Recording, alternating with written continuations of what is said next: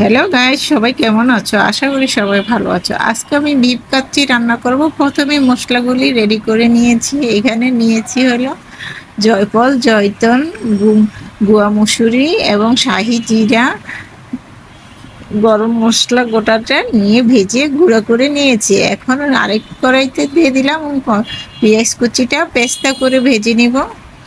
আর আলুটা আস্তে আস্তে করে কেটে নিয়েছি। এই যে মশলাটা আমি কাচ্চির সম্পূর্ণ গুঁড়া করে পাটা পিষিয়ে নিয়েছি। আলুর গায়ে একটু ফুড কালার দিয়ে দিলাম, এটা অপশনাল, দিলে হবে না দিলেও হবে। এখন পেঁয়াজটাকে আমি পেস্তা করে তুলে নিব।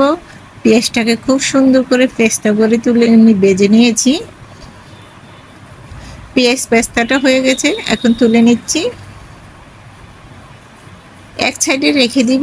এই কড়াইতে আলুটা ভেজে নিব। আলুর জন্য এটা কিন্তু সিক্রেট। এখানে 1 চামচ চিনি দিয়ে দিলাম। চিনিটাকে তেলের মধ্যে একদম ক্যারামেল করে নিয়েছি। এতে আলুটা খুব সুন্দর কালার আসবে। আলুটা ছেড়ে দিয়েছি আর আলুটাকে কাঁটা চামচ দিয়ে এইভাবে করে আমি কেটে দিয়েছি, তাহলে খুব সুন্দর ভাজা এবং মশলাটা ভিতরে প্রবেশ করবে। আলুটা আমার ভাজা হয়ে গেছে, এখন তুলে নিব। খুব সুন্দর কালারটা চলে আসছে। আলুটা আমি ভেজে তুলে নিয়েছি। আর এই যে মশলাটা কাচ্চি রেডি করে নিয়েছি, পেস্তা নিয়েছি এবং গোটা মশলাটা আরও নিয়েছি 1 কাপ টক দই। এখন চালটাকে সিদ্ধ করব, সেই জন্য গোটা মশলা তেজপাতা দিয়ে আমি পানিতে দিয়ে দিলাম। আর দিয়ে দিলাম 2 চামচ তেল। তেলটা দিলে ঝরঝরে হবে। এইখানে পানিটা আমি বসিয়ে নিয়েছি, 1 চামচ লবণ দিয়ে দিলাম। আরেকটা হাঁড়ি নিয়ে নিলাম। হাঁড়িতে আমি গোশগুলি ঢেলে নিলাম। এখানে আমি ভিপ নিয়েছি এখানে 1.5 কেজি ভিপ আছে। আর 1 কাপ টক দই দিয়ে দিয়েছি। আর দিয়ে দিলাম ওই যে মশলাটা বানিয়েছি কাচ্চির সম্পূর্ণ মশলাটা দিয়ে দিলাম। টক দই দিয়ে কাচ্চি মশলা দিয়ে হাত দিয়ে মেখে আমি রেখে দিব কতক্ষণ, 30 মিনিটের মতো। এখন দিয়ে দিলাম 1 চামচ পরিমাণ লবণ, দিয়ে দিব 3-4 চামচ আদা রসুন বাটা, 1.5 চামচ লাল মরিচের গুঁড়া, আর দিয়ে দিব 2 থেকে 4 চামচ পেস্তা, পেঁয়াজ পেস্তাটা দিয়ে। এখন দিয়ে দিলাম তেলটা দিয়ে দিলাম 4 থেকে 5 চামচ। সম্পূর্ণ উপকরণ দিয়ে হাত দিয়ে ভালো করে মাখিয়ে আমি 30 মিনিট রেস্টে রেখে দেব। ঢেকে আমি 30 মিনিট রেস্টে রেখে দিলাম। এখন ওই যে পানিটা বসিয়েছি চালের পানিটাতে চালগুলি দিয়ে দিলাম।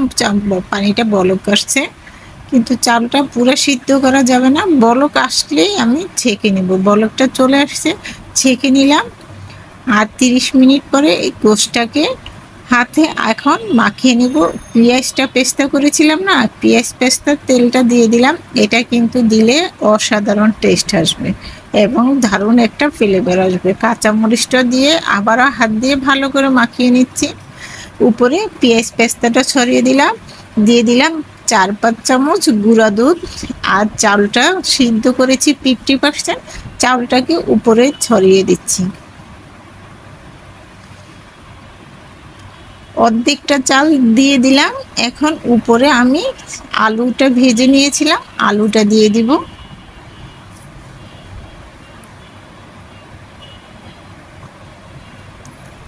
আলুটা দিয়ে দিয়েছি। এখন দিয়ে দিব পেঁয়াজ পেস্তা। পেঁয়াজ পেস্তাটা দিয়ে আবারও বাকি অর্ধেক চাল দিয়ে ঢেকে দিচ্ছি। এটা কিন্তু চালটা গরম গরম থাকা অবস্থায় করতে হবে। চালটা দিয়ে দিলাম। এখন আবারও আমি দিয়ে দিব এই যে জাফরান ভিজিয়ে রেখেছিলাম 1 কাপ দুধের মধ্যে। জাফরানের 1 কাপ দুধ ঢেলে দিয়েছি। দিয়ে দিলাম 4-5 চামচ ঘি। দিয়ে দিব হালকা একটু, এই যে একটা চামচ দিয়ে হালকা ছিদ্র করে দিলাম ফাঁকা করে, তাহলে ভাপটা এখান দিয়ে বের হবে আর চালটা উপরে নিচে খুব সিদ্ধ হয়ে যাবে। দিয়ে দিলাম 4-5 চামচ গুঁড়া দুধ আর পেঁয়াজ পেস্তা। ঢেকে দমে বসিয়ে দিয়েছি আমি 1 ঘন্টার জন্য। মিডিয়াম টু লো হিটে রান্না করতে হবে।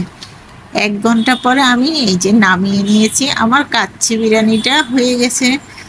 আমি এখন এই যে চামচ দিয়ে কেটে দেখাচ্ছি কতটা সুন্দর এবং লোভনীয় হয়েছে, খেতে অসাধারণ টেস্ট ছিল, কালারটা খুব সুন্দর এসেছে।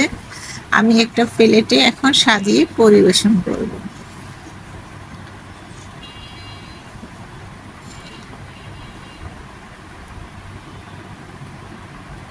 এক প্লেট কাচ্চি বিরিয়ানি নিয়েছি, ভিপ কাচ্চি, লেবু, কাঁচামরিচ, পেঁয়াজ দিয়ে খাওয়ার জন্য রেডি করে নিয়েছি। আমার এই রেসিপিটা যদি ভালো লেগে থাকে আমার ইউটিউব চ্যানেলে লাইক এবং লাল বাটনটা টিপ দিয়ে দেখবেন, তাহলে নিত্য নতুন রেসিপিগুলি আপনাদের কাছে পৌঁছে যাবে। রেসিপিটা এ পর্যন্তই। আল্লাহ হাফেজ।